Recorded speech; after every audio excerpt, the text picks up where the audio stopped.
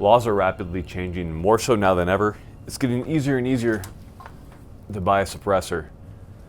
So we're going to do a short video and we're going to talk a little bit about what it's like to suppress an AR-15 and why you might or might not want to suppress one. It's going to depend on what you do. So first off, let's talk about what makes noise when you pull the trigger on an AR-15. So things that make noise are going to be the hot gases as they exit the barrel. You also have the sound of the projectile breaking the sound barrier as it travels downrange. And then of course the sound of the action itself cycling in the weapon every time you pull that trigger. So let's talk about what the suppressor will not do. It will not change the sound of the bolt cycling, and it will not affect the sound of the projectile as it breaks the sound barrier. Now, to tackle those two, you can use subsonic rounds. A subsonic round won't break the sound barrier and will be quieter. However, it won't reliably cycle a standard AR-15 unless you do significant modifications to it, in which case you're going to be having problems with standard ammunition. So for the most part, most people use supersonic rounds. Now, what a suppressor will do is it will cool the expanding gases as they exit the barrel in a series of chambers that helps deaden that noise. So when it comes to noise on an AR-15 with a suppressor, it's not going to be incredibly quiet. A unsuppressed 16-inch AR-15 has a decibel noise level of around 167 decibels. With a suppressor on, you're looking at about 137, 135, depending on altitude and a whole variety of other factors. In the case of a short-barreled rifle, it's going to be a little bit louder. So on my Mark 18 with a Surefire SOCOM suppressor, I get a decibel level of around 139, 140, depending on a variety of factors. So, if you're looking for the quietest weapon ever, a 5.56 AR is definitely not it. That being said, if you switch to a 300 blackout, you can reliably cycle subsonics, and that might be something that you want to do. However, 300 blackout does cost more. So, it's a little bit of a balancing act when it comes to that. A couple things to think about when you're selecting a suppressor. The shorter the suppressor, the less it's going to be able to suppress noise and flash and that type of thing.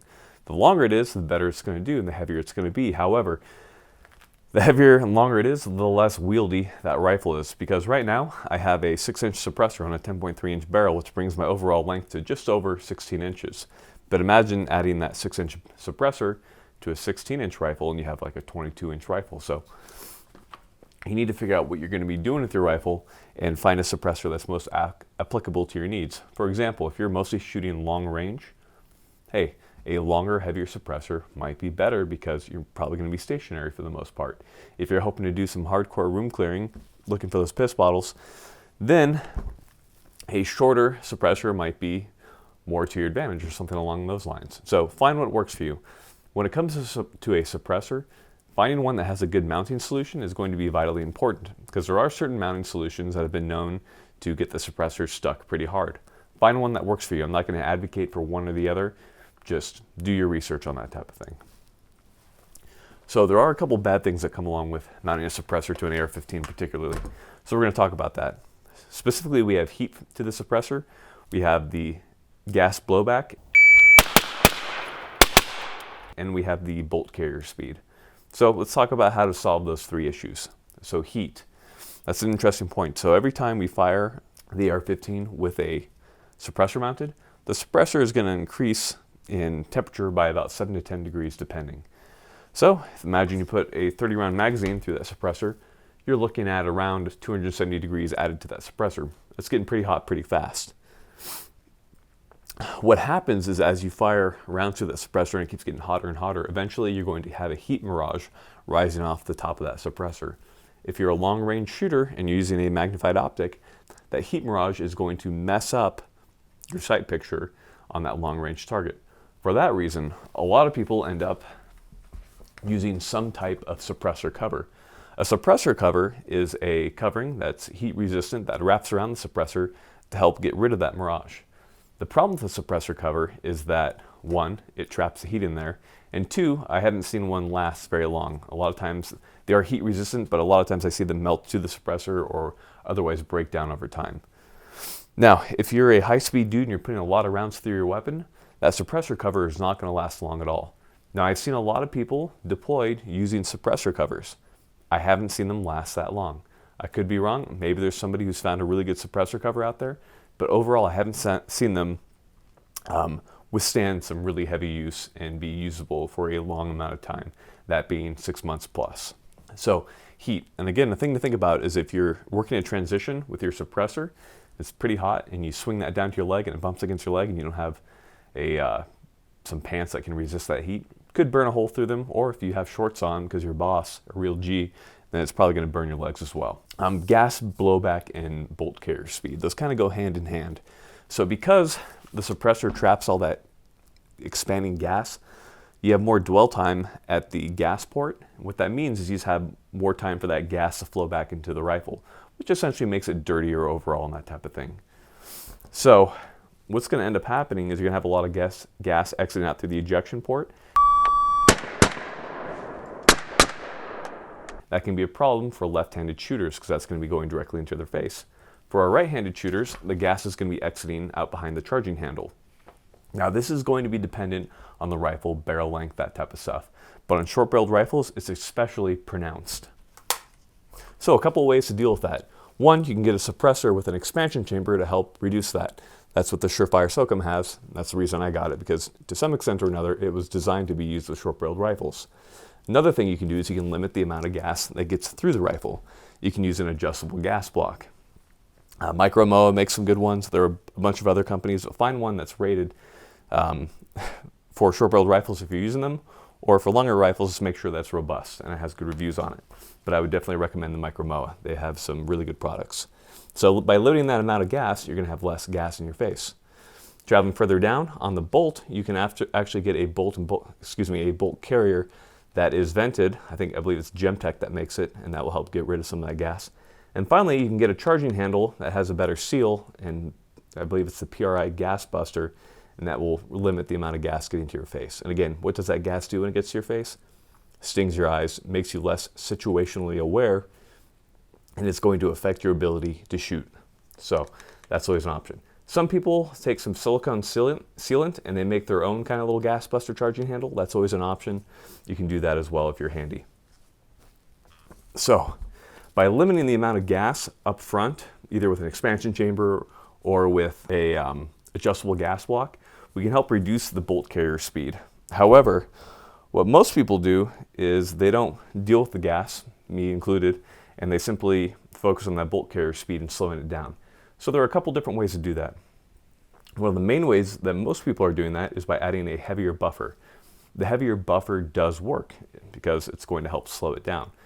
However, the solution that I found that I think works really well is a longer buffer spring. So in this case, I went with the Voltor A5 system, which is essentially a rifle length spring and buffer in a collapsible form. And so that helps give the bolt carrier more room and space to slow down before it comes forward. So that helps slow down and control the really vicious recoil of a suppressed SBR. I used to use a really heavy buffer in my rifle, but I found that by moving to the Voltor system, I can use a lighter buffer, and overall it's a more pleasant experience. So you might have to do a little bit of tweaking there. If you go online, you'll see a bunch of people talking about what buffer weights and all that type of stuff and what springs they use. So find what works for you based on your rifle, because everybody's rifle is going to be different depending on barrel length, suppressor type used, and that type of thing, and also ammunition. So make sure that you're consistent with your ammunition, otherwise you might have to readjust your system with a suppressor on. Now, a lot of this can be mitigated by using a piston type setup. So PWS, the HK MR556, aka the HK416, those are great systems and they work really well. But for some people, they don't like the way a piston system balances, since there's a lot more weight up front. And with a suppressor added, that's a lot more weight. So it's kind of up to you what you want. I prefer the DI systems, standard AR-15s, but be aware that the piston systems do solve a lot of these problems straight off the bat. So we've talked about a lot of bad things that go along with having a suppressor in your rifle. So why should you have a suppressor in your rifle? Well, for one, recoil reduction. Because it's diverting and trapping gas, your recoil is much reduced. And you wouldn't think it'd be that much, but I've seen figures that say it's anywhere from 20 to 30% reduction in recoil. And with that reduction in recoil, shooters tend to shoot better. kind of increases the shootability of the rifle. I found that I shoot tighter groups and I can shoot faster and more accurately with a suppressor mounted onto my rifle, even though it's adding weight and making it a little bit more unwieldy. Now, the suppressor isn't specifically making the rifle more accurate. Again, rather it's just making it shootable, just as a note. Of course, you have sound suppression as one of the benefits of running a suppressor. It's not going to be hearing safe, but coupled with hearing protection and the suppressor, it's going to help protect your hearing for a longer period of time, which is a huge benefit for me, because for those guys who have been shooting for a while, I'm sure you can already see some of the effects of hearing damage from firing weapons with just earmuffs or in-ear protection on. So great thing about having a suppressor. Finally, one of the main reasons I mounted a suppressor on my rifle was I was doing a lot of night shooting. Shooting under night vision goggles without a suppressor, the flash from the rifle will wash out your NVGs. It's very annoying. So with the suppressor added, it doesn't eliminate the flash completely, but it makes it a lot better.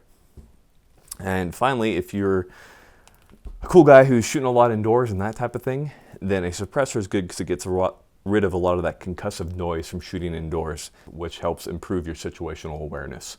So again, those are some reasons you might want to use a suppressor. And finally, the last reason is if somebody is getting shot at with a suppressor, the suppressor actually makes it very hard to detect where that person is shooting from.